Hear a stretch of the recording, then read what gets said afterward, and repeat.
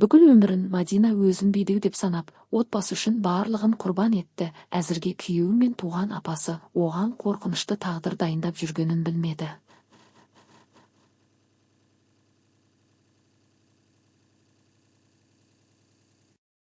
Жақын адамдары оны құрғақ ағаш деп атап, пәтерін иемдену үшін оны есінен адасқандар үйіне тығуға жоспарлап қойған еді.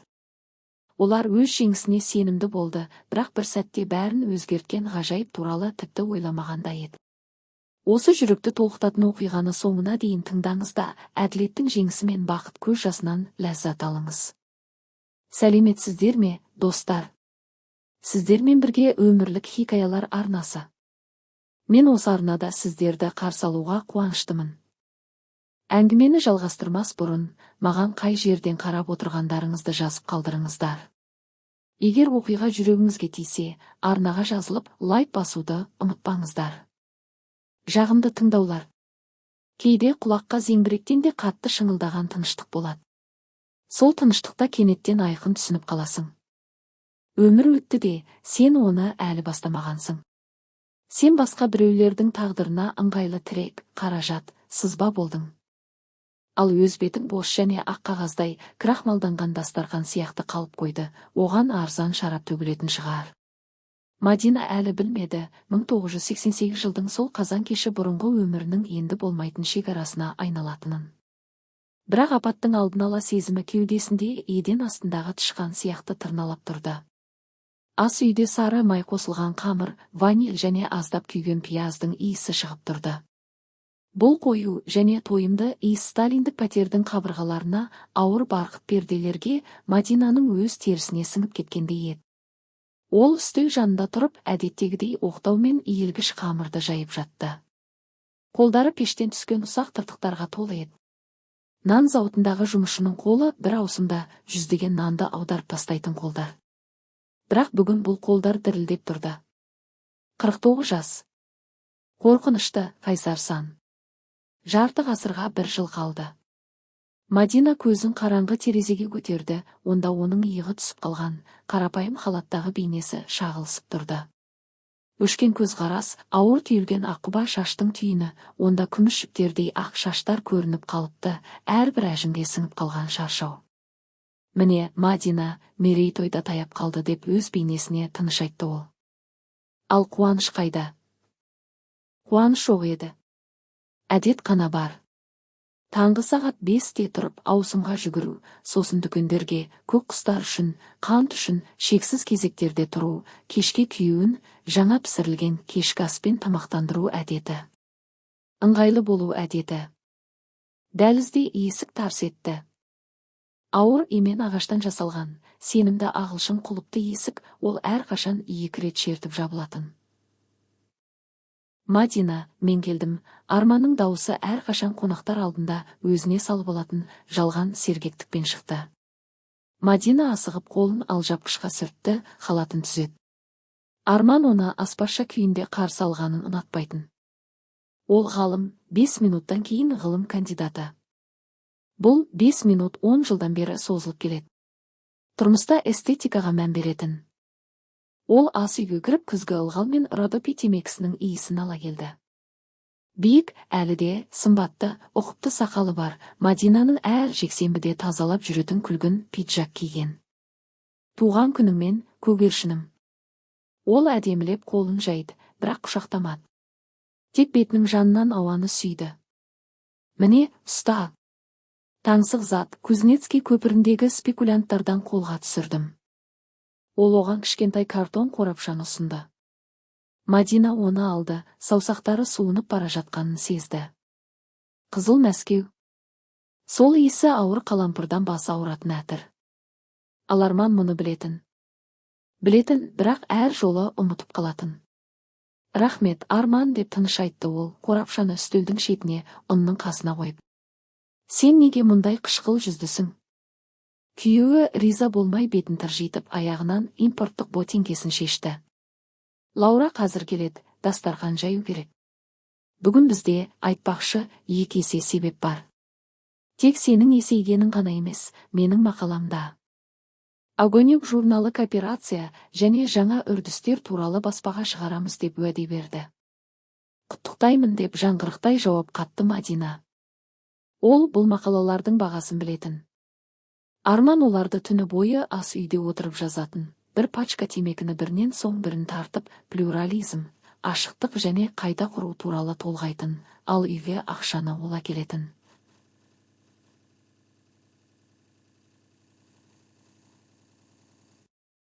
Жинақ кітапшаға салынған ақша көктемгі қар сияқты иіріп жатты, өйткені арманға мәртебесіне сай болу керек еді. Есік қоңырауы қатты, талапшыл шырылдады.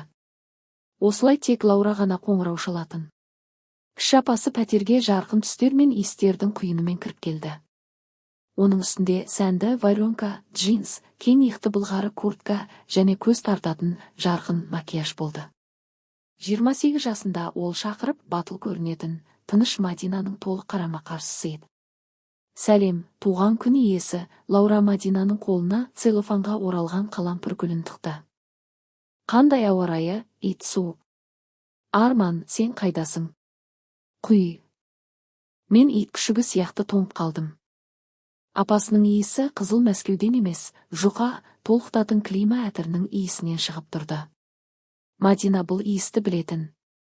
Бір ай бұрын күйеуінің пиджак қалтасынан чек тапқан. Ондағы сома жарты жыл өмір сүруге жететіндей еді. Арман онда бұл мақалаға рецензентке пара деп айтқан. Лаура. Мадина гүлді вазаға салды. Қазір ыстық тағам беремін.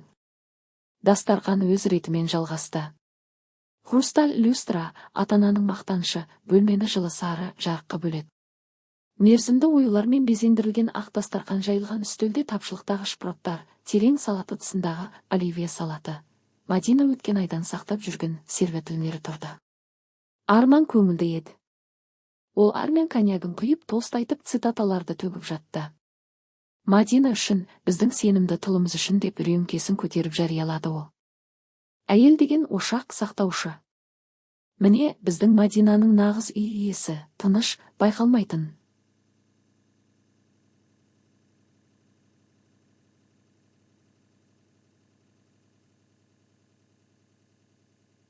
Онсыз ешқайда. Лаура ұзын қызыл маникюрі бар алақанын ауызға қойып күлді.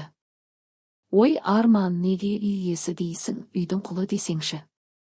Сен болсаң ештеңе де боянып алмайсың. 49 жас. Әйел қайтадан жидек, ал сен монақша сияқтысың.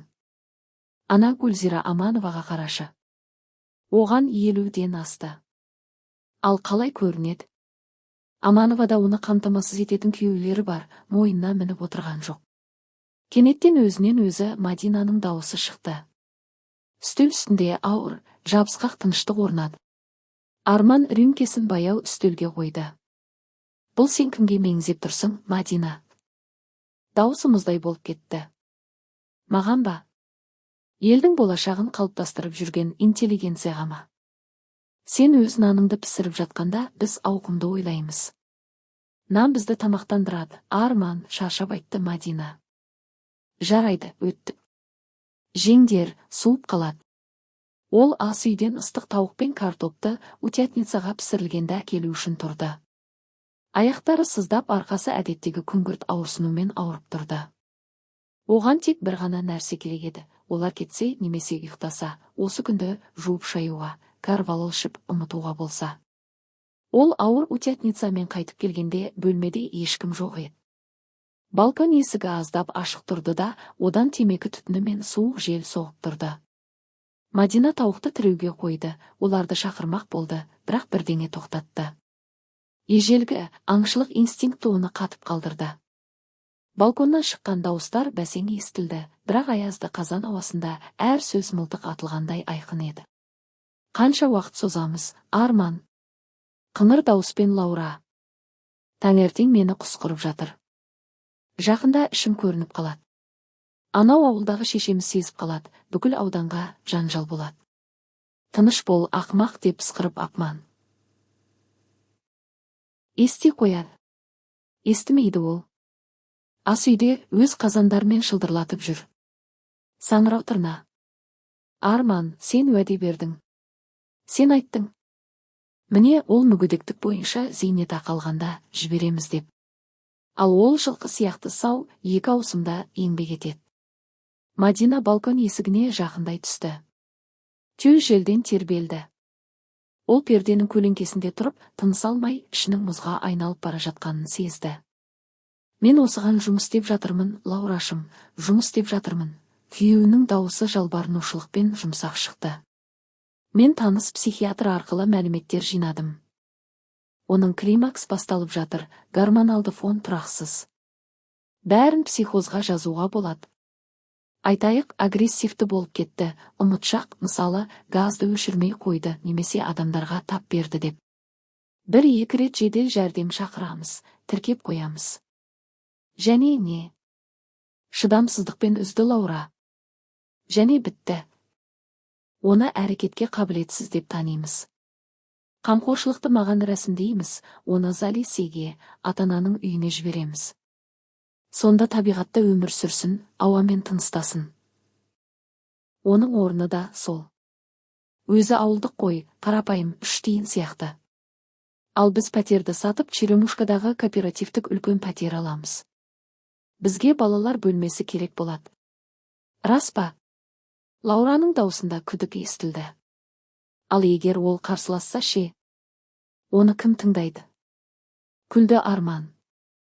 Осы күлкіден Мадинаның терісі түршігіп кетті. Ол құрғақ гүл ғой, Лаура. Құрғақ ағаш. Баласы жоқ, ұрпағы жоқ. Оған кім керек? Қоғам оны оқшауласа тек ұтады. Ал бізде сенмен отбасы, мұрагер бар. Зажигалканың дыбысы естілді, сосын ұзақ дем шығару. Сені жақсы көремін, Арман, сөзшең болсаң да. Ал мен сені, кішкентайым, 1-2 ай шыда. Бұл ескі қолында аяқтаймыз. Мадина артқа шегінді. 1 қадам, 2 қадам. Аяқтары мақта сияқты, бөтен еді. Ол жамбасымен үстелдің шетін соқты. Богемиялық шыныдан жасалған биік чех вазасы ата-ананың Арман мен 25 жыл бұрынғы үйлену тойына сыйлығы тербеліп қалды. Уақыт баяулап кеткендей болды. Мадина вазаның баяу, қайтарымсыз еңкейіп құлап бара жатқанын, жарық сәулесі оның қырларында сынатын көргендей болды. Шынының сынған сыңғыры пәтердің тыныштығын айқай сияқты жыртты. Аскалкалар әр жаққа шашырап гауһардай жарқырады. Бұл дыбыс өмірінде естігеннің бәрінен де қорқынышты еді. Бұл ваза емес, оның сенімі сынды. Өзі әйел екеніне, өзі апасы екеніне, өмірінің ең болмаса бір мағынасы бар екеніне деген сенімі. Балкон есігі ашылды. Табалдырықта олар тұрды, аяздан қызарған, әдемі, жас, бөтен. Сен не, мүлдем қолсыз болып қалдың ба? Деп ақырып жіберді Арман, аскалкаларға қарап. Бұл богемиялық шыны, ақшасы есінен адастыратын. Лаура ернін менсінбеген күлкіге бұрап қойды. Мен айттым ғой, Арман. Кәрілік, қуаныш емес. Қолдары дірілдейді, үйлесімділік бұзылған. Типтік белгілер. Олар бір-біріне қарасты. Олардың көздерінде ешқандай өкініште, аяушылықта жоқ еді. Тек жараланған жануарға қарап, соңғы соққыны қашан берген дұрыс екенін есептеп тұрған жыртқыштардың суық есебі ғана бар еді. Мадина бөлменің ортасында тұрып, оларға қарады. Тамығында ашы, тікенді жусан сияқты түйін тұрды. Ол айқайлағысы келді, оларға ұмтылып қуып шығарғысы келді. Бірақ дауысы шықпады. Денесін үрейдің салқындығы байлады. Құрғақ ағаш, құрғақ гүл, ескі құлын. Бұл сөздер басында айналып, тірінің бәрін күйдіріп жатты. Мұны жинастыр деп жирене лақтырды Арман, үлкен осколканы аттап өтіп. Және тауықты әкел, жегім келеді. Сен ыдыс сындырып жатқанда біз тоңып қалдық. Ол үстелге отырып, өзіне тағы коньяк құйды. Лаура қасына құлап түсіп, иесше шанышқымен сервелаттың бір бөлігін іліп алды. Олар әңгімелерін жалғастырды, Мадинаның мүлдем жоқ сияқты. Ол жиһаз, функция, көлеңке сияқты еді. Мадина баяу тізерлеп отырды. Шынының өткір қыры алақанына кіріп кетті. Қанның қара, қою тамшысы шықты. Ауырсыну есін кіргізді. Ол сол тамшыға қарап кенет түсінді. Ол тірі. Оған ауырса, демек ол тірі. Ал олар өлі. Әдемі, сәнді, бірақ іштері өлі. Ол осколкаларды механикалық түрде жинай бастады, бірінен соң бірін. Басында бос және сыңғырлаған тыныштық болды, мұздатылған храм сияқты. Залиси екен деп ойлады ол, шыныны күрекшеге салып жатып ата-ананың үйі. Не жоқ, мүмкін шынымен үйге қайтатын уақыт келді. Мүлдем олай емес. Ол басын көтеріп күйеуіне қарады. Арман шайнап отырып, Лаураға бірдеңе көңілді әңгімелеп жатты. Иегінде май тамшысы жылтырап тұрды. 25 жыл ішінде алғаш рет Мадина оны шынайы күйінде көрді. Танылмаған данышпан емес, интеллигент емес, қартайып, семіріп бара жатқан Альфонс өзін асырап жүрген адамды жеп қоюға дайын тұрған. Арман деп тыныш айтты ол. Ол бұрылмады. Арман. Даусы дірілдеп, бірақ күшейіп кетті. Не керек? Ол риза болмай басын бұрды. Нан бітіп қалды, мен барып келейін. Бар да кел деп ол қолын сілтеді, қаймақ ал, және маған салаттарыңнан жалықтырма. Мадина тұрып, осколкалар салынған күрекшені алды, ас үйге шықты, шынына қоқыс шелегіне төкті. Осколкалардың құлаған дыбысы финалдық аккорд сияқты естілді. Ол терезеге жақындап, ыстық маңдайын мұздай шыныға тіреді. Онда, терезеден тыс, қазан түннің қараңғылығында жел соғып, ағаштардан соңғы жапырақтарды жұлып әкетіп жатты. Қыс басталып келеді. Ұзақ, суық қыс. Бірақ Мадина кенеттен оғаш тыныштықты сезінді. Сол шайқас алдындағы тыныштық, артқа шегінуге ешқайда жоқ, артында тек күл ғана қалған кездегі тыныштық. Ол өз қолдарына қарады. Кесілген жерден шыққан қан тырнақ астында қалған ұнмен араласып кеткен. Мен сендерге климакс ұйымдастырамын деп ойлады ол, және ерінде қатал, таныс емес күлкі пайда болды.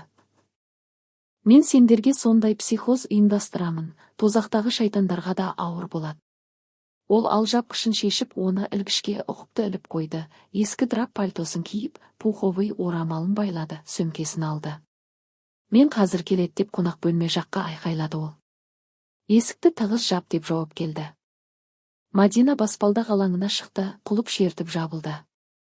Ол жартылай қараңғы подъезде тұрып, мысықтар мен ылғалды сылақтың иісін жұтып тұрды. Оған 49 жас.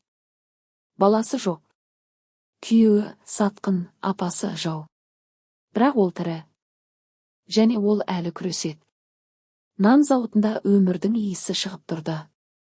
Ашытқының қою жылы иісі, буланған дән мен ыстық қабықтың иісі, Мадина оны терісімен 20 жыл бойы сіңіріп келген. Мұнда өтірікке орын жоқ еді. Қамырды алдауға болмайды. Егер жан қара болса, нан ашып шығады, көтерілмейді.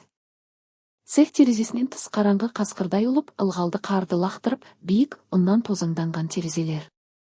Ауысым аяқталып келеді.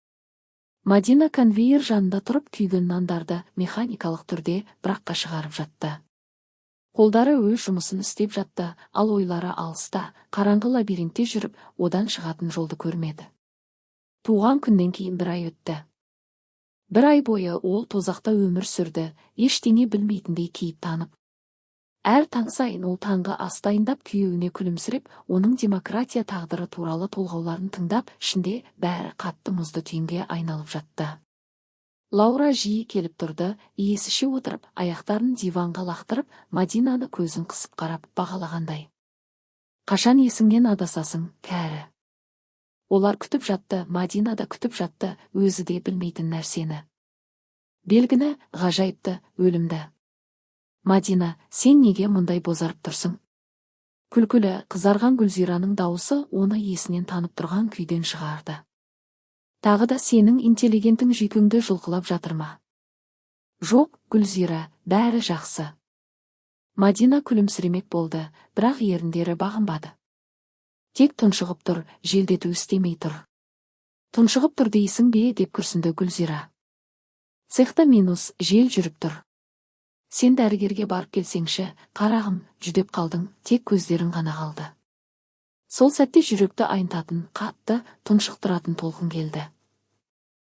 Өмір бойы сүйіп жүрген ашытқының иісі кенеттен төзгісіз тәтті, шірік иіс сияқты болып көрінді. Цех қабырғалары тербеліп бір жаққа жылжып кеткендей болды. Нан мен конвейерлік таспа шексіз сұр жыланға айналды. Мадина. Гүлзираның айқайы бөшкеден шыққандай естілді. Мадина үстелдің шетінен ұстап қалмақ болды, бірақ саусақтары сырғып кетті. Қараңғылық, жұмсақ және мақтадай басынан жауып кетті.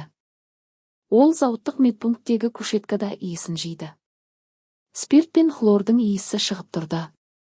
Үстінен зауыттық фельдшер Мария Игнатьевна, соғысты өткен, тіпті директордан да қорыққан қатал әйелдің беті иіліп тұрды. Есіңе келдің бе? Деп күрсінді Мария Игнатьевна, Мадинаның мұрнынан нашатыр салынған мақтаны алып. Міне, Петрова, қан қысымыңды ғарышқа ұшыруға болады. 160-қа, 100. Шаршап қалған шығармын деп сыбырлады Мадина, отырмақ болып. Бас айналып тұрды.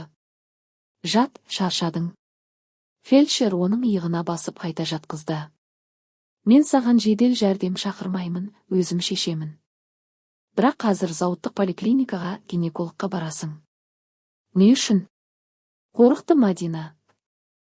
Маған ол бөлім бойынша емес.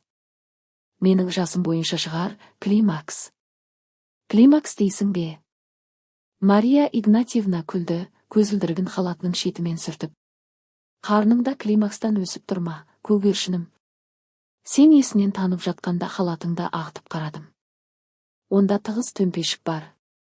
Немесе ісік, немесе жалпы Зоя Павловнаға бар. Ол әйел байқағыш, түсінеді. Гинекологтың кабинетінде тыныш және қараңғылау еді. Терезеден тыс қараңғы түсіп қалған. Үстел шамының жарығында шаң бөлшектері билеп тұрды. Зоя Павловна мәңгі риза болмайтын беті бар кәрі дәрігер, күл салғышта беломор папиросы, ол кабинетте темекі тартатын, ешкім қарсы шыға алмайтын. Ол Мадинаның қарнын суық, тырнақтай саусақтармен ұзақ уақыт сипалады. Мадина жатып төбеге, сылақтағы найзағайға ұқсас затқа қарап жатты. Ісік деп ойлады ол бей-жай. Рак? Жақсы. Бәрі тезірек аяқталады. Арманға пәтер қалады.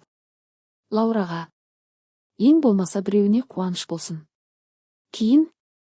Дәрігердің дауысы қарлыға шықты, қарға қарқылдағандай. Мадина баяу креслодан түсіп тығыз мақта колготкасын кие бастады. Қолдары дірілдеп тұрды. Не бар, Зоя Павловна? Деп сұрады ол көзін көтермей. Миома, кесу керек. Дәрігер папиросын өшіріп көкшіл түтінді шығарды. Көзілдірігінің үстінен Мадинаны қарады. Көзқарасы оғаш еді. Таңданумен қандай да бір ашулы күлкінің қоспасы. Кесу? Егер сен, Иродов аузы, жалғастырғың келсе, кесуге болады. Бірақ қазір бұған мақала бар. Және мерзімі сондай ешкім қолға алмайды. Қандай мерзім? Мадина колготка ұстап тұрып қатып қалды. 22 апта, Петрова. 5-ші айға кірді. Жартысын өткізіп алған, миома деп сұрап отыр. Қозғалысты газбен шатастырған ана. Сіз әзілдейсіз бе? Мадина орындыққа отырып қалды, аяқтары бағынбады. Қандай апталар? Маған 49 жас. Маған жарты жыл бұрын климакс болды. Мен бедеумін. Маған 25-те айтқан. 25-те айтқан, ал 49-да табиғат ойын өзгерткен деп кесіп айтты Зоя Павловна, карточканы толтырып. Болады. Сирек, бірақ болады. Халықта кешкі жидек дейді. Организм соңғы рет ескі әдетін қайталауды шешкен шығар, сөну алдындағы гормондық толқын. Ұрық ірі, жүрек соғысы айқын. Ол бала болуы мүмкін, тебісуіне қарағанда. Ол бала деп сыбырлады Мадина. Ол қолын қарнына қойды. Онда ол ойлаған май қабатының астында, юбканың тығыз матасының астында шынымен бірдеңе қатты тұрды. Және кенеттен оның жанасуына жауап ретінде іштен тыныш, бірақ сенімді итерді. Тук. Бұл газда емес, ісікте емес еді. Бұл өмір еді. Әлем аударылып кетті. Зауыттық кабинет, темекі иісі, терезеден тыс сұр қараша тұманы, бәрі жоғалып кетті. Тек алақандағы сол итеру ғана қалды. 22 жыл бойы ол осыны күткен. Жалбарынған, қасиетті жерлерге барған, шөптер ішкен, Арман оны баласыздықпен кінәлағанда, жастыққа жылаған. Құрғақ гүл дейтін ол. Ал ол құрғақ гүл емес, алма ағашы кешкі, қысқы, бірақ тірі. Не істейсің? Зоя Павловна карточканы жапты. Сенің жасыңда босану қорқынышты қауіп. Қан қысымы, бүйрек, жүрек шыдамауы мүмкін. Балада ауытқулар болуы мүмкін. Жас әйелдерде даун жиі кездеседі. Ойлан. Медициналық көрсеткіш бойынша жасанды босану шақыруға болады. Мадина басын көтерді. Жаңа ғана өшкен көздерінде кенеттен от тұтанды. Суық, ашулы қасқырдың оты өз ұясын қорғаған. Ешқандай жасанды емес деп нығайтты ол. Әдетте тыныш дауысы болаттай сыңғырлады. Босанамын, тіпті тас шайтан болса да, ол менікі, менікі. Зоя Павловна күлді, аузының бұрышы күлкіге ұқсап қозғалды. Қарай ғой, өзің біл. Есепке қоямын. Анализдерді ертең таңертең тапсыр. Және мынау, Петрова, өзіңді сақта, сен қазір хрусталь вазасың, сынсаң желімен жабыстыра алмайсың. Мадина үйге аяқ баспай бара жатты. Жел бетіне тікенді ұсақ қарды лақтырып жатты. Зғет.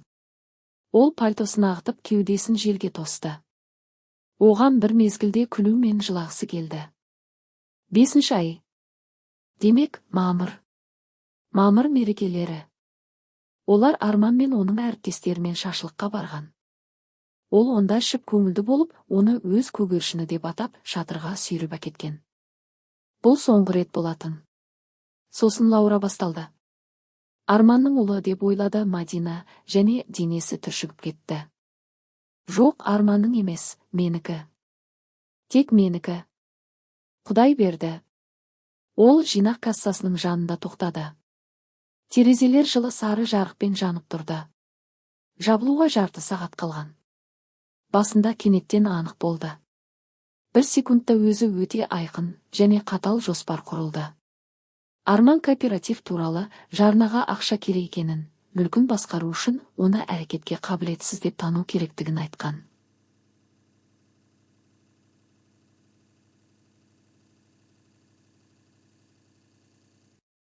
Үлгермейсің, қымбаттым деп ашумен ойлады Мадина. Үлгермейсің. Ол жинақ кассасына кірді.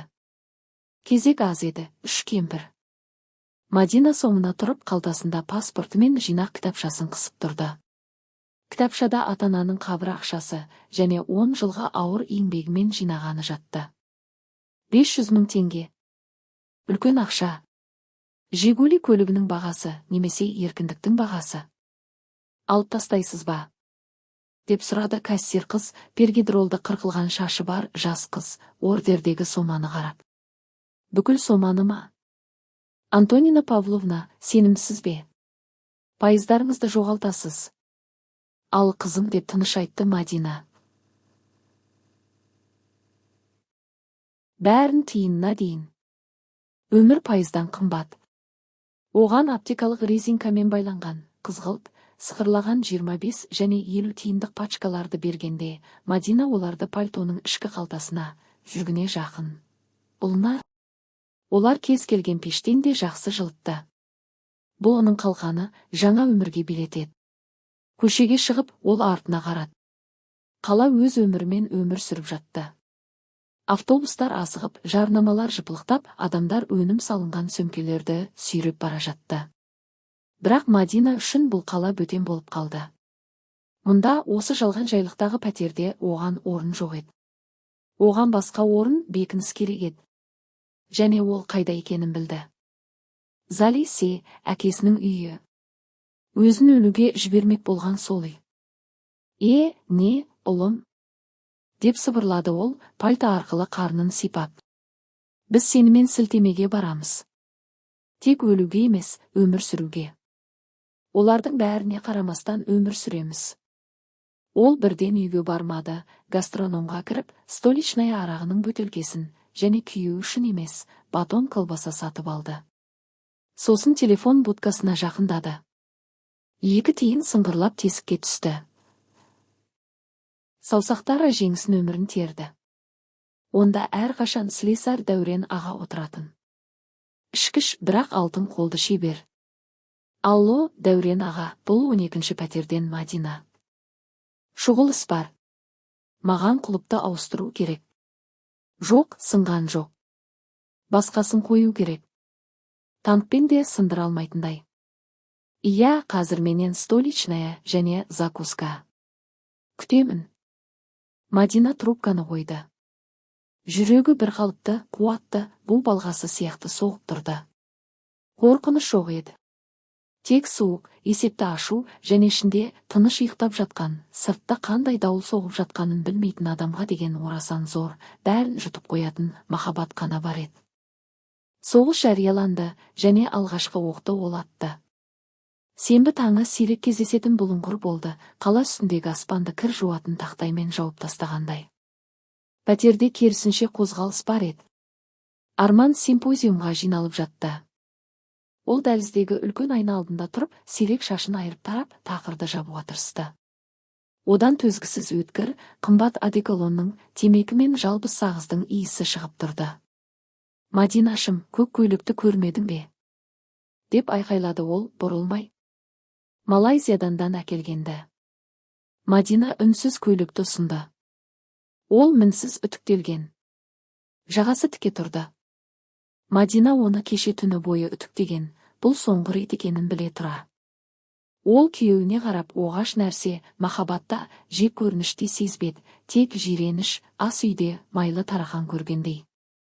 Рахмет, жаным. Арман көйлекті киіп, ішін тартып түймелерін қадат. Менсіз мұнда жалықпа. Симпозиум Химкиде. Іс маңызды. Хазрашшит жағдайында кооперативті қозғалыстың келешегін талқылаймыз. Ертең кешке қайтамын. Түнде қалады. Банкет болады.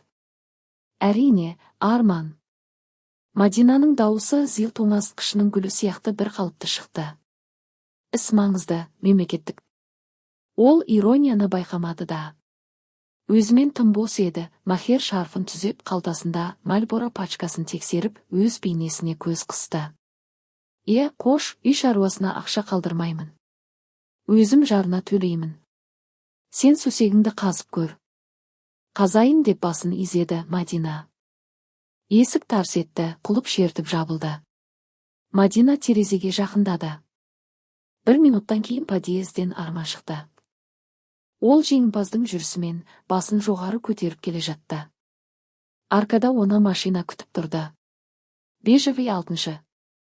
Рульде таныс емес ер адам отырды, ал алдыңғы орындықта Лаураның пішіне шашы көрінді. Апасы бірдеңе көңілді айтты.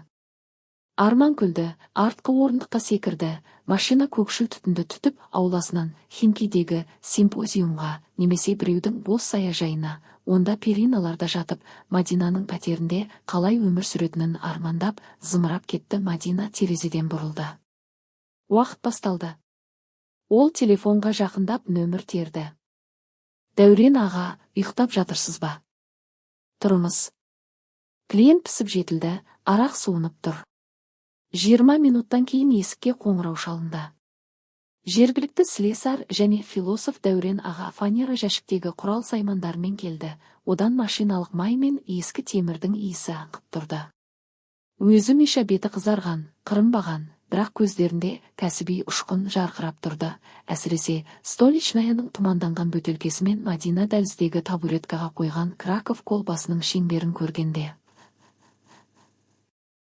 Иесі, жұмыс фронтын көрсет деп күрсінді ол, қолын ысқылап. Міне деп Мадина есікке нұсқады.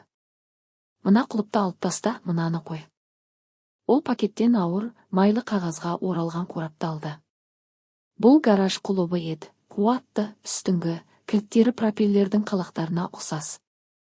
Ол оны кеше құс базарында динамитпен де алмайсың деп ант берген адамнан сатып алған. Миша ысқырып жіберді.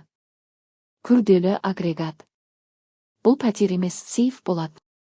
Күйеуің ренжімей ме, кілті бар ғой. Күйеу мұнда енді жоқ, Дәурен аға, деп Мадина оның көзіне қарап айтты. Ескі, адал қой, ешбір паразит өтпесін. Слесарь оған мұқият қарап, мұрнын тартып, басын изеді. Түсінікті. Сұрақ жоқ. Әйел соғысы қорқынышты іс. Дрель зауылдап күйген ағаш пен металл ұнтағының иісі шықты. Мадина қарамады. Ол жатын бөлмеге кетті. Заттарды жинау керек еді. Ол шкафты ашты.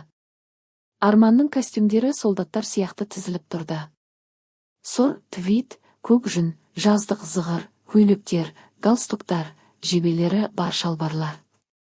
Бұның бәрі оның ақшасына сатып алынған, оның қолымен жуылған. Мадина қоймадан Арман 25 жыл бұрын өзімен әкелген, былғары имитациядан жасалған ескі чемоданды алды. Тұтқасы жоқ чемодан деп әзілдейтін онда оның анасы. Тұтқасы шынымен үзілген, адал сөзге ғана ұсталып тұрған. Ол заттарды лақтыра бастады, жинамай, дәл лақтырды. Костюмдер түйін болып ұшты, көйлектер бүктелді. Оған бәрібір еді. Өзін қазба орнынан қоқысты тазалап жатқан археолог сияқты сезінді. Іш киім, носки.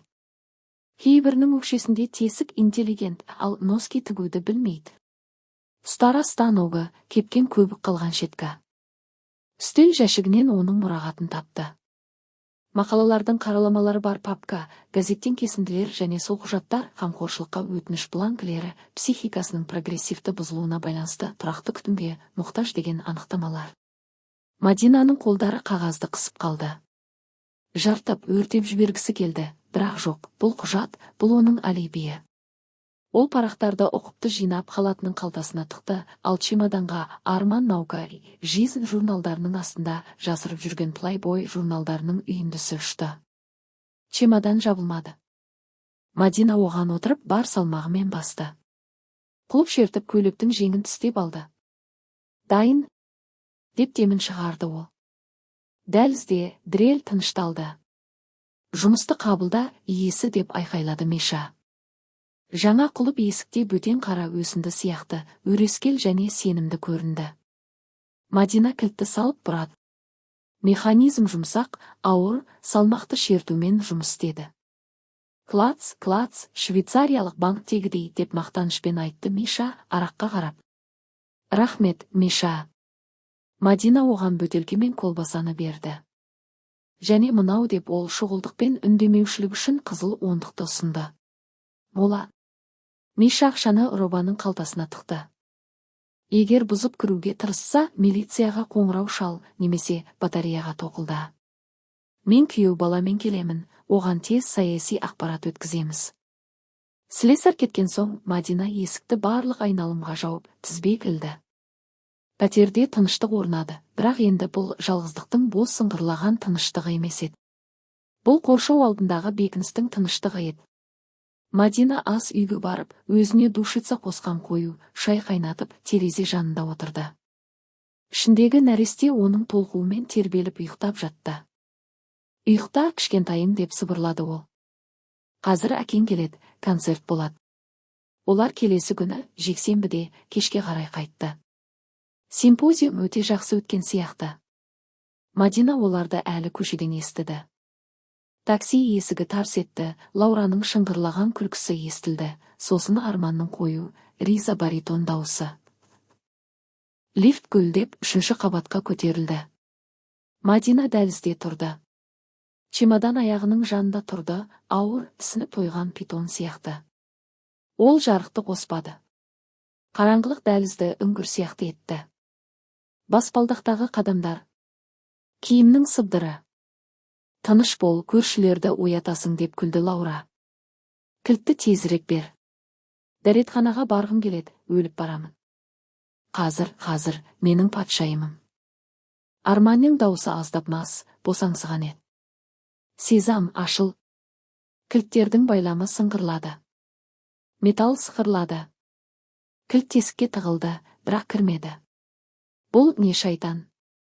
Деп күбірледі Арман. Қараңғы, төменгі жағын көрмеймін. Лаура, зажигалкамен жарық түсір. Дөңгелек шертілді.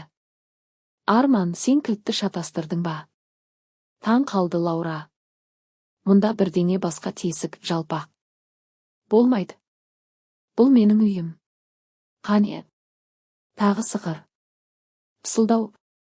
Иықпен есікке соққы. Мадина деп шақырды ол, сенімсіз.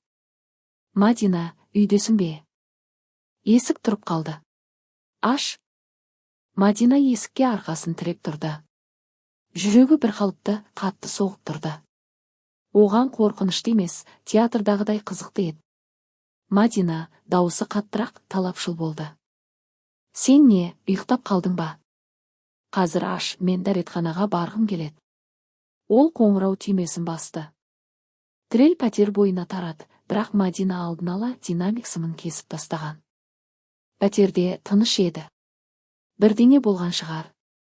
Лаураның дауысы алаңдаушылық танытты. Кенеттен оған жаман болды ма, немесе өліп қалды ма? Тіліңе түйір. Егер өлсе, бізге есікті кім ашады? Мчіс шақыру керек, есікті бұзу керек, ал бұл ақша. Арман есікті жұдырықпен соға бастады. Мадина, есік ашыл. Мен сен сонда екеніңді білемін. Терезеде жарық жанған. Мен көрдім. Соққылар күшейе түсті. Есік сенімді Сталиндік емен, есік тіпті дірілдеген жоқ. Жаңа құлып қорғанысты өлімше ұстап тұрды. Баспалдақ алаңында көршілердің құлыбы шертілді. Қарсы есік аздап ашылып, одан әже Шураның мұрны шықты, жергілікті ақпарат агенттігі және адамгершіліктің сақшысы. Не шулап жатырсыңдар, уроттар? Деп шамылдады ол. Уақыт 9, адамдар время бағдарламасын көріп жатыр. Алма апац, Арман даусына интеллигенттік үн беруге тырысты, бірақ мас ноткалар опастықпен шығып жатты. Әйелім есік ашпайды, құлып сынған шығар, немесе оған бірдеңе болды ма? Қандай бірдеңе?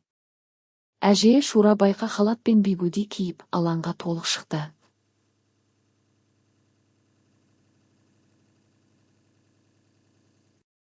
Мен оны 1 сағат бұрын көрдім. Қоқыс шығарып жатқан, тірілердің ішіндегі ең тірісі. Ал сендер азамат, массыңдар, және қасыңдағы қыз. Азғын. Сіздің ісіңіз емес, деп шыңғырды Лаура. Арман, есікті бұз. Ол арнайы істеп отыр. Бұз, деп тыныш айтты Мадина. Ол іштен құлыпты ашты. Бір айналым, екінші. Шерту алаңда да естілді. Есік ашылды. Арман инерциямен алға құлап, әрең құлап қалмады. Ол қорыққан, жылаған, халаттағы Мадина құрбанды көремін деп күткен. Бірақ алдында таныс емес әйел тұрды. Мадина шығу көйлегін киген, қара көк, жүн, ақ жағалы. Шашы ұқыпты түйілген. Беті бозарған, бірақ мәрмәр мүсін сияқты тыныш. Қолында ештеңе ұстамаған, аяғының жанында чемодан тұрды. Мадина, Арман көзін қысты, сен неге мұндай сәнденіп алдың? Қонақтарымыз бар ма? Қонақ жоқ, деді Мадина. Дауысы тыныш, бірақ подъезд акустикасында үкім сияқты шықты. Және сен мұнда енді жоқсың. Ол чемоданды аяғымен теуіп жіберді. Ол еденмен домалап, табалдырықтан асып, баспалдақ алаңына шығып, Арманның аяғына соқты. Бұл не? Ол ескі былғары имитацияға топас қарады. Сенің өмірің, Арман, соңғы лас носкіге дейін. Ал, сен есіңнен адастың ба? Ол қызарып кетті. Мен иесімін, мен мұнда тіркелгенмін. Бұл менің пәтерім. Бұл менің ата-анамның пәтері, деп айқындап айтты Мадина. Ал сен мұнда ешкім емессің. Жалға алушысың.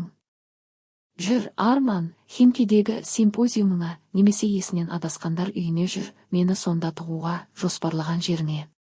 Лаура аузын алақанмен жауып, аһ ұрды. Арман бозарып кетті. Ұяттан қызарған дақтар сұр болып қалды. Сен білесің, деп сыбырлады ол. Мен бәрін білемін. Мадина алға қадам жасады, олар еріксіз шегінді. Климакс туралы да, қамқоршылық туралы да, және кім құрғақ ағаш екені туралы да. Ол көзін Лаураға аударды. Ол жиырылып Арманның артына тығылды. Ал саған, қарындасым, кеңес беремін. Қаш, одан қаш, ол сені де психушкаға тықпай тұрғанда. Бірақ сендер екеуің бір жұп аяқ киімсіңдер. Ақ, сен, Арман есін жиды. Мас ашуы мен мағынасыз ашуы басына соқты. Ол қолын көтерді. Мен сені қазір қане, байқап көр деп жаннан дауыс шықты. Әже Шураның есігі кең ашылды. Кемпірдің артында демалыста келген немересі Витя десантниктің тұлғасы өсті. Витя тельняшка киген, иығы есік тесігінің ендей, жұдырығы сыра кружкасындай. Әйелге қол тигізсең, мүгедек жасаймын деп тыныш уәде берді Витя, жақтарын ойнап. Жоға мұннан, битті интеллигент бүтін күйінде тұрғанда. Арман көтерілген қолымен қатып қалды. Витяға, шуғыла әже қазір бүкіл үйге жанжал бастайтындай ауа жұтып тұрған. Мадинаның суық менсінбеушілікпен қарап тұрғанына қар. Ол қорқақ еді, әрқашан қорқақ болған. Батыл ол тек өзін сүйіп аяған адамдар алдында ғана еді. Ал мұнда аяушылық енді жоқ еді. Сен өкінесің, Петрова, деп сықырып чемоданды ұстады. Тұтқасы бір жағынан бірден үзіліп чемодан қисайды. Сен тізерлеп келесің, жалғыз өліп қаласың, кәрі қыз. Жүр, Арман, жүр. Мадина шаршап қолын сілтеді, мазалаған шыбынды қуғандай. Чемоданыңнан көйлегің шығып тұр. Эстетикалық емес. Ол чемоданды баспалдаққа сүйреп қарғанып сүрініп кетті. Лаура Мадинаны өшпенділікпен қорқынышқа толы көзқараспен бір қарап, өкшесін тықырлатып соңынан жүгірді. Масқаралар, деп артынан айқайлады әже Шура. Тифу сендерге, нашақорлар, жезөкшелер. Мадинашым, сен қалайсың, қымбаттым. Рахмет, әже Шура, деп Мадина күлімсіреді. Ұзақ уақыттан бері алғаш рет шынайы. Рахмет, Витя. Мен жақсымын, мен босандым. Ол артқа шегініп, пәтерге кіріп, ауыр есікті жапты. Клац, клац. Жаңа құлып шертіп өткенді кесіп тастады. Мадина есікке арқасын сүйіп, баяу еденге сырғып түсті. Аяқтары дірілдеп, қолдары қалтырап, бетінен көз жас ағып жатты. Бірақ бұл қайғының көз жас емес еді. Ол алақанын қарнына қойды. Міне, ұлым, әкеңді қуып шықтық. Енді біз сенімен бекіністе жалғызбыз. Нәресте қатты, мақұлдағандай теуіп жіберді. Ештеңе етпейді деп сыбырлады ол, бетінен тушты жағып. Шығамыз. Бастысы, паразиттерді шығардық. Ал енді қыстауға дайындалу керек. Мәскеу Котлас пойызы түнді шаршап бара жатқан құрт сияқты кесіп өтті. Плацкарт вагонның терезесінен тыс шексіз қара Ресей жүзіп жатты. Ормандар, сирек полыстан оттары, желтоқсан қараңғылығымен жабылған қарлы далалар. Вагон ұйқылы. Жоғарғы полкадағы көрші қорылдап жатты. Қайнатылған жұмыртқа, арзан шай және көмірдің иісі шығып тұрды. Мадина төменгі полкада жатып, қатты мемлекеттік көрпемен жамылып жатты. Басының астында жастыққа тығылған оятқыш сықырлап тұрды. Пойыздың тербелісі тербеп, бірақ ұйқы келмеді. Ол кетіп бара жатты, пәтерді жалға берген, жиһаздың бір бөлігін сатқан, зауыттық комитетпен отбасылық мәселелер бойынша өз есебінен демалысқа келіскен. Әріптестері сыбырлап, саусақтарын самайына айналдырған. Тоска мүлдем есінен адасты, қыста ауылға. Ал ол білді, қалада оған өмір сүру қиын. Арман тынышталмайды, күтіп зиян келтіріп соттасады. Оған тыныштық керек. Оған аю сияқты інге тығылып, өз аю баласын көтеру үшін жасырыну керек. Залисия стансасы оны мұздай желмен және бос кеңістікпен қарсы алды. Перрон қармен жабылған, жалғыз шам Морзе әліппесімен апат сигналын беріп жыпылықтап тұрғандай. Сізге қайда, азаматша? Деп сұрады ұйқылы таксист ескі Волгада шашақтармен. Сосновкаға, Заречная көшесі, 5-ші үй. Ого, шалғайға. Деп күлді жүргізуші, оның сөмкелерін багажникке лақтырып. Онда қыста жан жоқ. Екі кемпір мен қасқырлар ғана. Ештеңе етпейді деп Мадина пуховый орамалын түзет. Мен қасқырлардан қорықпаймын. Мен өзім кімді болса да жеймін. Атананың үйі орманның қасында, шетте тұрды. Ол Мадинға кішкентай және қандайда бір жиырылған, аязда ұмытылған кемпір сияқты көрінді. Терезелер тақтаймен крест-накрест шегеленген. Крыльца перилаға дейін қармен көмілген. Келдік иесі. Таксист заттарды тура суғанаққа түсірді. Әрі қарай өте алмаймын, батып қаламын. Көмектесейін бе, алып барайын. Өзім күтемін. Рахмет. Машина бұрылып кетті, қарда қара ізде мен газдың бұлтын қалдырып. Мадина жалғыз қалды. Айнала тыныштық. Қала тыныштығы емес, онда әрқашан өмір гүлдеп тұратын нағыз, алғашқы тыныштық. Қар валенкінің астында соншалықты қатты сықырлады, артынан біреу келе жатқандай. Орман қара қабырға сияқты шатырдың үстінен төніп тұрды.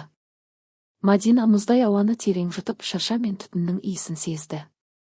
Сәлем, үй, деп айтты ол дауыстап. Қаңғыбас, қызыңды қабыл ал. Бірінші апта тозақ болды. Қала тұрғыны жылу құбырмен су краннан келетініне үйренген Мадина суықпен бетпе-бет келді. Пеш, үлкен орыс пеші, лежанкасымен тентек аңға айналды. Жергілікті орманшыдан сатып алған отын ылғалды, сықырып жаңғысы келмеді. Түтін бөлмеге ашы түтінмен толып көзден жас ағызып тамақты қышытты. Суды таудан 100 метр төмендегі құдықтан тасу керек еді. Су толы шелектер, мұздай суға толы, қолды созып, валенке шашырап, бірден мұз қабығымен қапталып қалатын. Ал тағы да қорқыныш болды, түнгі, жабысқақ, жалғыздық қорқынышы. Үй сықырлап күрсініп, еден тақталары көрінбейтін қадамдардың астында ыңырсып жатты. Терезеден тыс жел ұлып, кейде Лаура мен Арман айналада жүргендей, саңылауларға үңіліп, қарғыс деп сыбырлағандай көрінетін. Бір күні таңертең, тағы бір ұйқысыз түннен кейін Мадина аулаға шықты. Тәулік бойы жауған қар тоқтаған. Әлем аппақ және таза еді. Ол күрек алды. Оттыққа баратын жолды тазалау керек болатын. Қар ауыр, ылғалды еді. Мадина оны лақтырып жатты, белі сыздап, қарынның тартылып тұрғанын сезіп. Болмайды, деп сыбырлады ол. Артық күш салмау керек. Ұлым, сен онда шыда. Анаң мықты. Кенеттен күрек қардың астындағы бірдеңеге соқты. Сабы сықыр етіп ортасынан сынды. Мадина тепе-теңдігін ұстай алмай, тайғанақтап, тізерлеп суғанаққа құлады. Осы уақытқа дейін ұстап жүрген көз жас көзінен бұрқ ете шықты. Құдайым-ай, деп аспанға айқайлады ол. Не үшін? Неге мен жалғызбын? Мен істей алмаймын, мен күшім жетпейді. Ол қарда отырып, қарнын құшақтап, кішкентай қыз сияқты дауыстап жылады. Оған су, ауыр және төзгісіз жалғыздық еді. Не ыңырсып жатырсың? Деп тыныш бас дауыс шықты.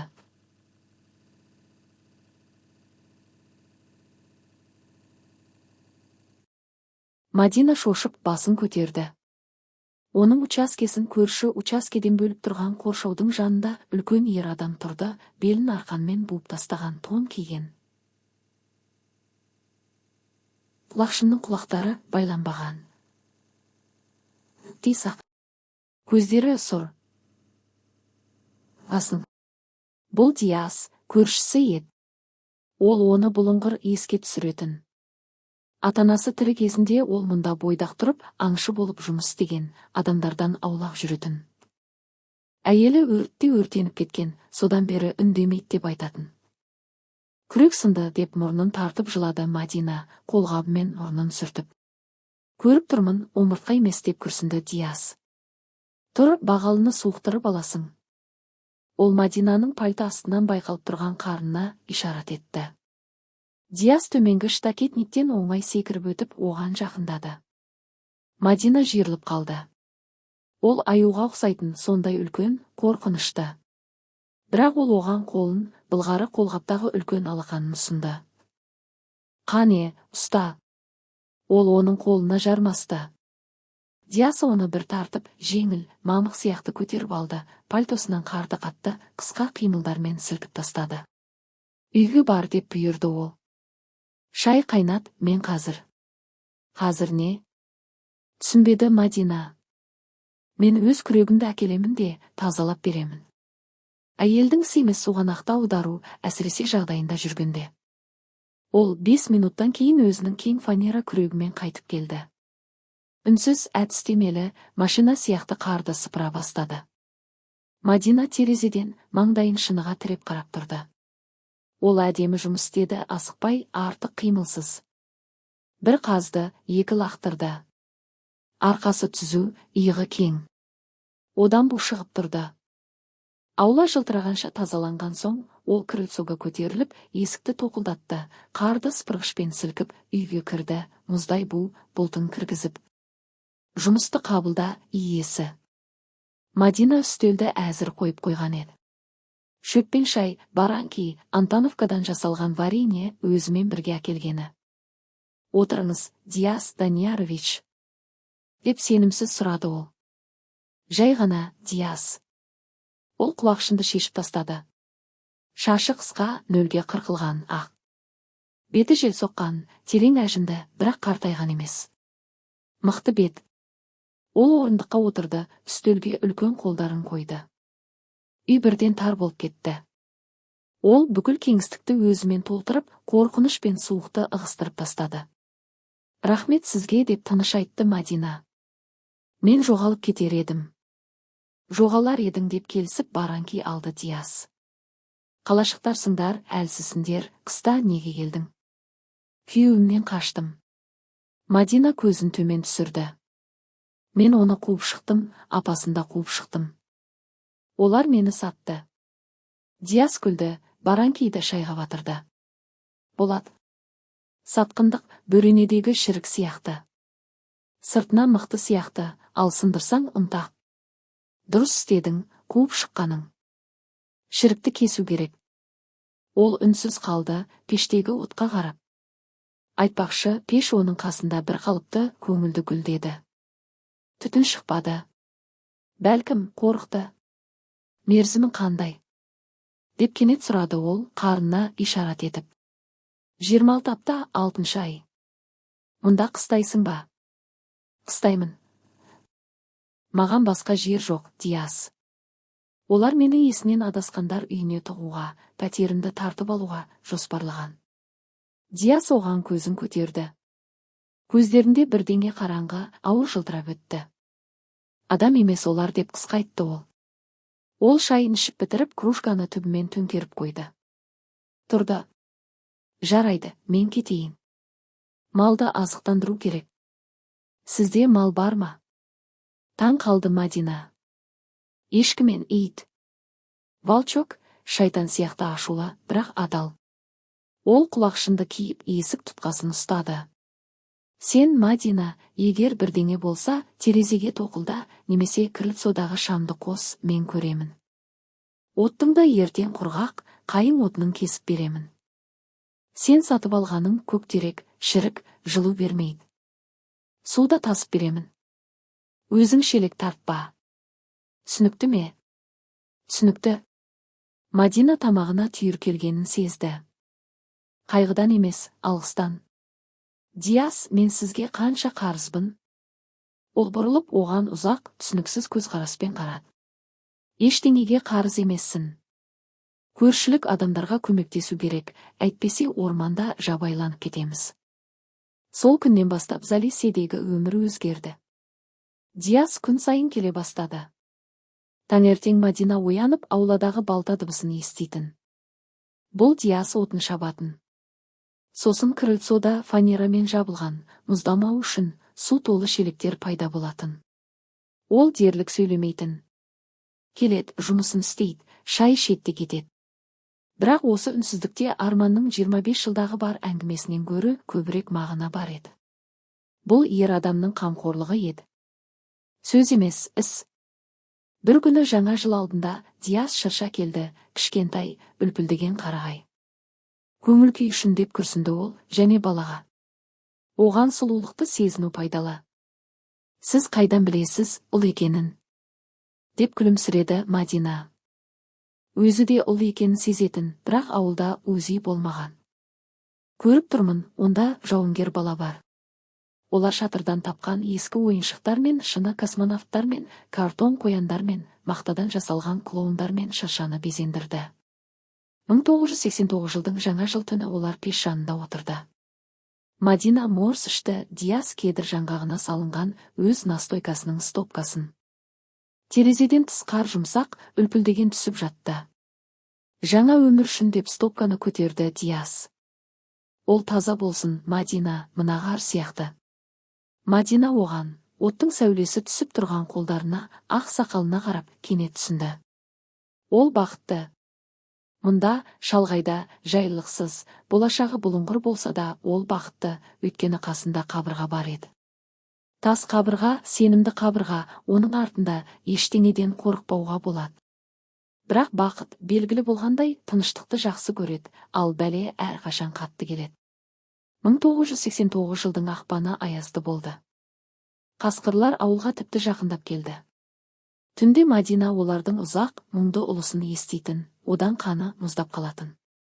Тіпті Диастың үлкен иті Волчок Лайка мен қасқырдың буданы будкаға жабысып, ішкі құрсақ ырылдаумен ырылдап, ормандағы бауырларын сезіп жататын. Мадина семіріп қозғалысы ауырлап қалған. 8 ай. Қарны үлкен, кеменің мұрны сияқты өткіреді. Бала соншалықты теуіп, қарнында төмпешікте жүгіріп жүретін. Мадина онымен дауыстап, үлкен адаммен сөйлескендей сөйлесетін. Не, бүлік салып жатырсың ба? Деп күлетін ол, қапталын сипап. Тар болып тұрма. Шыда, ұлым, көктем жақында. Диас енді іс жүзінде оның ауласында тұрып жатты. Ол верандаға жылылық жасап, оны киізбен қаптады. Оған верстакты көшіріп әкеліп, күндіз-түні бірдеңе жасап жатты. Мадина білді, ол қарағайдан бірде-бір шеге жоқ, оюлы бесік жасап жатыр. Ол бұл туралы айтпады, бірақ Валенкісімен үйге кіргізіп жүрген ұнтақтар бал мен қарағай гүлінің иісін шығаратын. Кештерде олар керосин шамының жарығында отыратын. Метелдерден электр жиі өшіп қалатын. Диас өзінің қоңыр жылқысына арналған әбзелді жөндеп жататын колхоз конюшнясында ұстайтын. Мадина носкет оқитын. Диас деп бір күні сұрады ол. Неге сен жалғысың? Расында ер адамсың, көрнекті, шаруашыл. Ауылда жалғыз әйелдер көп. Саған кезек тұрар еді. Мас шилоны қойып отқа қарат. Менің әйелім болған Мадина, Ұлжан. Ұлым да болған Дамир. Болған 10 жыл бұрын өртеніп кеткен. Мен орманда айналымда жүргенмін, ал электр сымы қысқа тұйықталған. Ескі үй құрғақ. Қашып келгенімде шатыр құлап қалған. Үлгермедім. Үйде тастың ауырлығындай тыныштық орнады. Кешір деп сыбырлады Мадина. Не жоқ деп ауыр күрсінді ол. Мен онда қатты ішкім келген, әрең өлмедім. Сосын қоя салдым. Өмір сүремін, орманды сақтаймын, адамдарға қажет болса көмектесемін деп шештім. Бірақ отбасы құрудан қорықтым. Өзімді қарғысқа ұшырағанмын деп ойладым. Ал мынау сен ішімен келдің, көздерің баяның көзі сияқты, қорыққан, бірақ тірі. Ол оған қарады, көз қарасында соншалықты жұмсалмаған нәзіктік бар еді. Мадина қызарып кетті. Сен, Диас, қарғысқа ұшыраған емессің деп нық айтты ол. Сен қасиетті адамсың. Егер сен болмасаң, біз ұлыммен мұнда тоңып өлер едік. Ой айтқанда қасиетті деп ыңғайсызданып күрсінді ол. Мен қарапайыммын. Жарайды, кетейін. Қоңырды тексеру керек. Метел жиналып жатыр. Метел шынымен жиналып жатты. Аспан қорғасымен ісініп, жел терезелерге қар ұнтағын лақтыра бастады. Мадина ерте ұйықтады. Ұйқысы мазасыз еді. Оған арман түсіп жатты. Ол төсегінің жанында тұрып, қарына саусағымен нұсқап күліп жатты. Құрғақ гүл. Құрғақ гүл. Ол тоқылдаудан оянды. Терезеге емес, әдетте Диас тоқылдататын, есікке қыңыр, үмітсіз, жұдырықпен және аяқпен тоқылдатып жатты. Ал аулада Волчоктың үргені тұншығып тұрды. Мадина, Мадина, аш Құдай үшін. Дауыс әйелдің жүрекке таныс. Мадина шалын жамылып, аяғын Валенкеге тығып, есікке жақындады. Кім ол? Мен, Лаура. Аш тоңып барамын. Мадина шегініп қалды. Лаура мұнда, Мәскеуден 300 шақырым жерде, шалғайда, түнде. Ол ысырманы ысырып тастады. Есік ашылды, бу мен қар бұлтын кіргізіп. Табалдырықта Лаура тұрды. Бірақ бұл бұрынғы Лаура емес еді, Дубленка мен алтындағы патшайым. Бұл қорқынышты қарақшет. Жыртық пуховик, басында шапан жоқ, шашы қардан жабысқан. Бір аяғында етік, екіншісі бірдеңемен оралған. Беті сұр, бет сүйектері термен тартылған, көзінің астында үлкен, қан толған көгеріс. Қарны да үлкен еді. Мадинамен бірдей мерзім. Кіргіз. Деп қарлыға айқайлады, ол да дәлізде тізерлеп құлады. Мадина оны үйге сүйреп әкеліп, пеш жанындағы орындыққа жеткізді. Лаура ұсақ дірілдеп қалтырап тұрды. Тістері соншалықты қағысты, қазір ұсақталып кететіндей. Құдайым-ай, Лаура, саған не болды? Арман қайда? Арман жоқ. Лаура сынған еріндерімен күлімсіремек болды, бірақ қорқынышты гримаса шықты. Ол мені тастап кетті, тонап кетті, бар алтынды, ақшаны, тонды алып басқа жаса елге кетті. Мен оған жалықтырдым, мен жүкпін деп айтты. Ол жылады. Көз жасы лас бетінен ағып ақ жолдар қалдырды. Мен анама попуткамен келе жатқанмын. Ақша жоқ. Трассада түсіріп тастады, әрі қарай апармаймыз деді. Мен орман арқылы жаяу келдім. Қасқырлар ұлыды, Мадина. Мен бітті, аяқталды деп ойладым. Мадина апасына қарады. Әйелдік, өткір аяушылық жүрегін шаншып өтті. Туған қан, кіші қарындасы, ата-анасы аусымда болғанда шашын өріп жүрген сол қыз. Шешін деп бұйырды Мадина. Пешке шық, қазір бал қосқан шай беремін. Ол апасын шаймен сусындатып, өзінің түнгі көйлегін берді. Лаура пеште тынышталып, жылынып алды. Көздері қызба жылтылдады. Мадина деп сыбырлады ол, лежанкадан салынып. Мадина, кешір мені, мен ақымақ болдым. Арман мені азғырды, сиқырлады. Мен зұлымдық қыламағамын. Мені тұруға жібер, Мен қайда барамын? Маған жақында босану керек. Біз екеуміз көңілдірек боламыз, балаларды өсіреміз. Сен маған көмектесесің бе? Мен саған. Мадина кружка ұстап тұрып қатып қалды. Міне, азғыру. Кешіру, ұмыту, ештеңе болмағандай кейіптанып қасқырды үйге кіргізу. Ол балкондағы құрғақ ағашты, психушканы, әрекетке қабілетсіз деп танымызды есіне алды. Және Лаураның көзінің астындағы көгеріс есіне түсті. Бұл арман соққан. Лаура отбасыдан ұрлап әкеткен, апасын сатқан арман. Жоқ, Лаура деп тыныш айтты Мадина. Не? Жоқ, түсінбеді апасы. Сен мұнда тұрмайсың. Лаура пеште отырды. Беті өзгерді. Аяушылық жоғалды.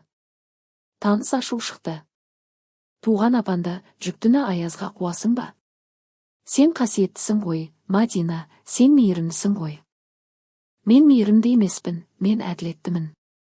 Мадина кружканы үстелге қойды. Дыбыс қатты шықты. Сен өз таңдауыңды жасадың, Лаура.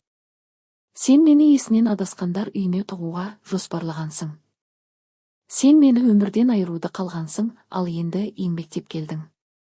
Бар да өл деп сықырып жіберді Лаура. Сен мұнда жалғыз өлесің, сенің балаң да өледі. Үндеме. Есік ашылды. Табалдырықта Диас тұрды. Қолында балта, бәлкім, отына келуге келе жатқан, айқайды естіген. Ол қорқынышты еді, үлкен, қар басқан, көздері шоқ сияқты. Ол бөлмеге қадам жасады. Лаура пештің бұрышына тығылып, көрпені үстіне тартып алды. Бұл кім, Мадина? Деп сұрады Диас, қонаққа қарамай. Дауысы ырылға ұқсас еді. Менің апам, Лаура, сол психушкаға тығуға жоспарлаған. Сол өзі. Диас басын пешке бұрды. Түс. Түспеймін деп шыңғырды Лаура. Менің құқығым бар. Бұл ата-ананың үйі. Мен мұнда тіркелгенмін. Диас пешке жақындап, тыныш, тартып емес, Лаураны мойнынан бүлік салған котенок сияқты ұстап алып, еденге түсірді. Кейін, сенің құқығың жоқ. Мен милиция шақырамын. Шақыр. Диас оған лас шүберектерін лақтырды. Тек милиция мұнда 3 күн жүреді, ал мен мұндамын.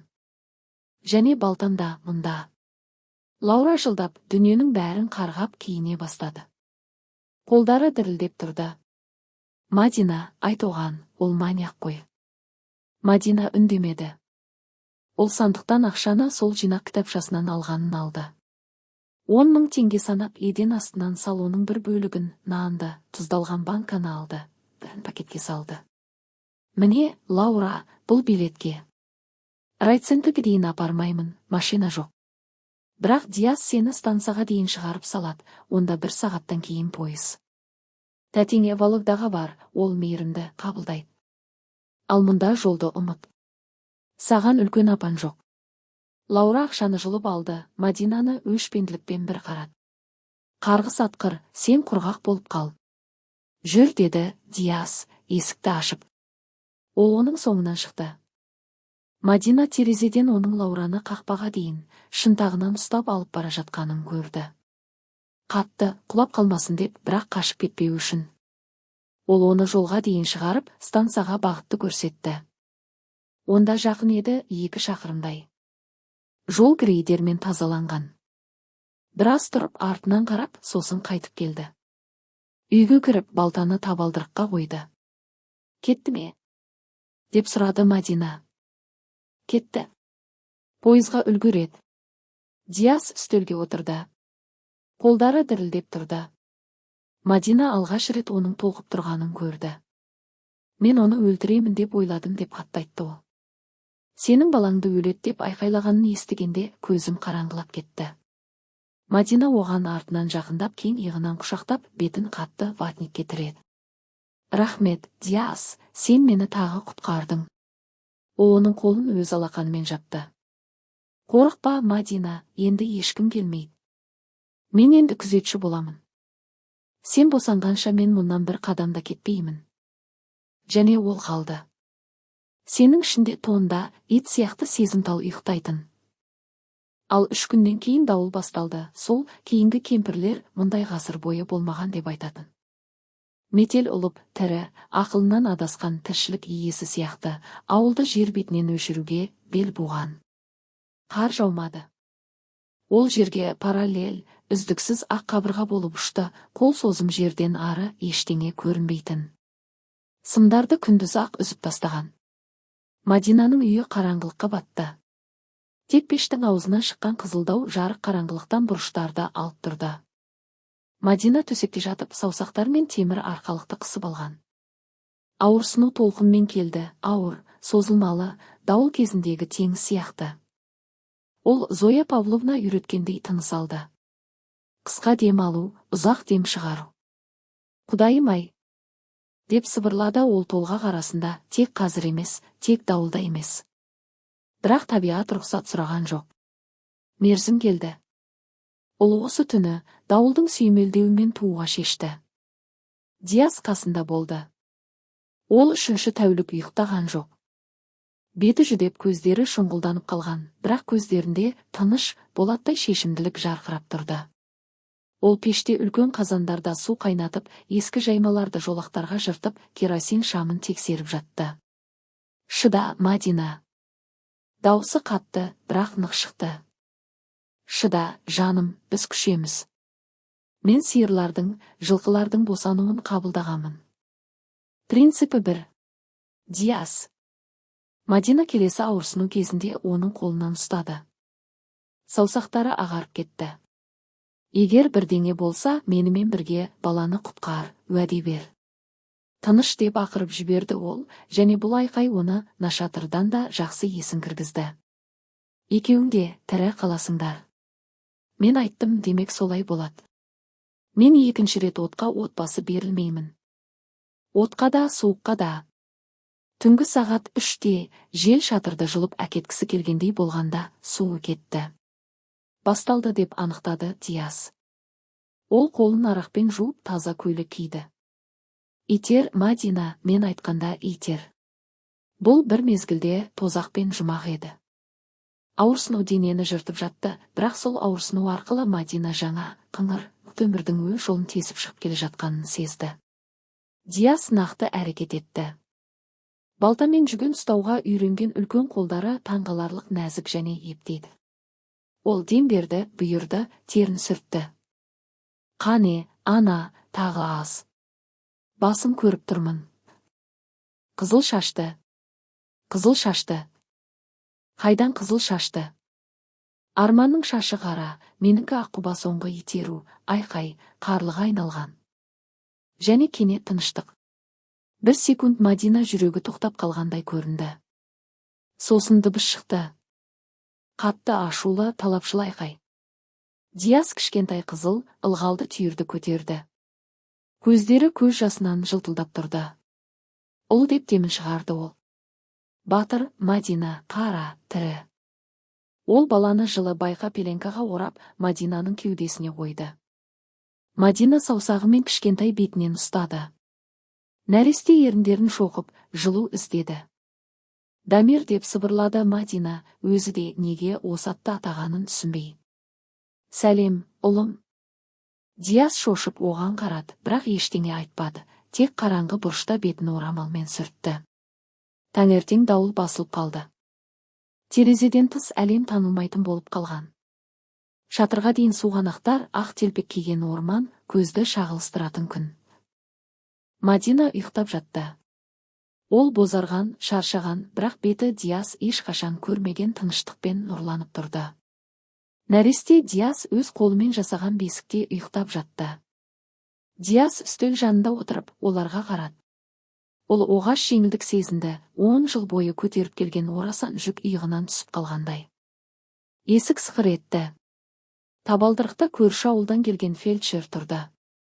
Шаңғымен әрең жеткен. Тірісіңдер ме? Деп айқайлады ол табалдырықтан. Мен сіздерді көміп тастады деп ойладым. Жол жоқ. Трактор тек кешке дейін жол ашады. Тыныш бол деп сықырып Диас төсекке ишарат етті. Ұйықтап жатыр. Біз түнде босандырдық. Өзіміз. Фельдшердің көздері үлкейді. Сен, Диас, батырсың. Қане, мұрагерді көрсет. Фельдшер Мадинаны тексеріп баланы тыңдады. Бәрі жақсы деп қорытындылады ол, стетоскопты жасырып. Анасы сау, ұл мықты. 3800-ден кем емес. Ер адам, ұлыңмен құттықтаймын. Диас үндемеді. Ол түзетпеді. Сол жылы көктем ерте және қатты келді. Сәуірде қар еріп қара, майлы топырақты ашты. Орман құстардың шуына толды. Мадина Дамирді құшақтап крыльцоға шықты. Нәресте күннен көзін қысып көпіршік шығарып жатты. Оған 2 ай болған. Аулада жұмыс қайнап жатты. Диас қоршауды жөндеп, жаңа, мықты бағаналар қойып жатты. Балчоқ қасында құйрығын бұлғап жүгіріп жүрді. Есік сықырын естіп Диас бұрылды. Шықтыңдар. Бүгін жылы. Рақат. Ол жақындап қолын алжапқышқа сүртті. Ұстап тұрайын. Кабаншық ауыр болып қалған. Ол баланы сенімді әкеше ұстады. Дамир бірден оның сақалынан кішкентай жұдырығымен ұстап гүлдеді. Диас деп тыныш айтты Мадина. Маған шұғыла әжеден хат келді. Не деп жазыпты? Арман ішіп кеткен. Пәтерді Лаурамен сата алмаған. Мен шыққанда құжаттарды өз атыма ауыстырып қойғамын ғой. Ол жатақханада тұрып күзетші болып жұмыс істейді. Лаура қыз босанған. Роддомда бас тартқан, қайдада оңтүстікке жаңа өмір іздеуге кеткен. Диас үнсіз, Дамирді тербеп тұрды. Құдай оларға төреші деді ол ақырында. Бізге не? Біздің өз өміріміз бар. Диас. Мадина оның иығынан ұстады. Сен менімен байланысқаныңа өкінбейсің бе? Мен кәрімін, Диас, және бала бөтен. Диас оған қарады. Көздерінде көктемгі аспанның көктігі ойнап тұрды. Қандай кәрісің, Мадина деп мейірімді айтты ол. Қандай кәрісің? Сен гүлдеген алма ағашысың. Ал бала? Қандай бөтен? Ол біздікі. Мен оны қабылдадым. Мен кіндігін кестім. Мен оны бірінші болып көрдім. Менікі? Егер қарсы болмасаң, Дамир Диасович болады. Мадина жылады. Тыныш, бақытты. Қарсы емеспін, Диас. Әрине, қарсы емеспін. Жақсы. Ал енді үйге бар, бәліш қой. Мен қазір қоршауды бітіремін де, шай ішеміз. Отбасы тамақтанғысы келеді. Ол көз қысып ұлын берді де қоршауға бет алды. Кең арқа, иесінің сенімді жүрісі. Мадина крыльцода тұрып, ұлын кеудесіне қысып тұрды. Күн бетін жылытты. Қалада қайдада өткен өмір қалды, сұр тозаңды, бөтен. Ал мұнда Залиседе жаңа, нағыз өмір басталды. Ол Диасқа, орманға, аспанға қарады. Рахмет деп сыбырлады ол, кешкі жидек үшін, бәрі үшін. Дамир ұйқысында күлімсіреді. Өмір жалғасты. Кейде нағыз бақытты табу үшін, маңызды сияқты көрінгеннің бәрін жоғалту керек. Жақындардың сатқындығы бұл аяқталу емес, өмірді жалғандықтан тазартатын ашы дәрі. Өзіңді бағаламайтындардың алдында есікті жабудан қорықпа, және артық сөзсіз көмекке келетіндерге жүрегіңді ашудан қорықпа. Кешкі махаббат пен кешкі ана болу соңғы вагон емес. Бұл шыдамның сыйы. Бақыттың жасы болмайды. Қымбаттыларым, Мадина мен Диастың оқиғасы жүрегіңізге тиді ме? Сіздіңше Мадина апасын үйге кіргізбегені дұрыс па? Мұндай сатқындықты кешіре алар ма едіңіз? Және өмір өтті деп көрінген кезде де тағдыр бақытқа мүмкіндік бере алады деп сенесіз бе? Міндетті түрде пікіріңізді комментарийге жазыңыз. Мен әрқайсысын оқимын. Егер әңгіме жүрегіңізді жиірек соқтырса, лайк басып арнаға жазылыңыз. Алда бізде тағы да көп өмірлік оқиғалар бар. Өзіңізді және жақындарыңызды сақтаңыздар.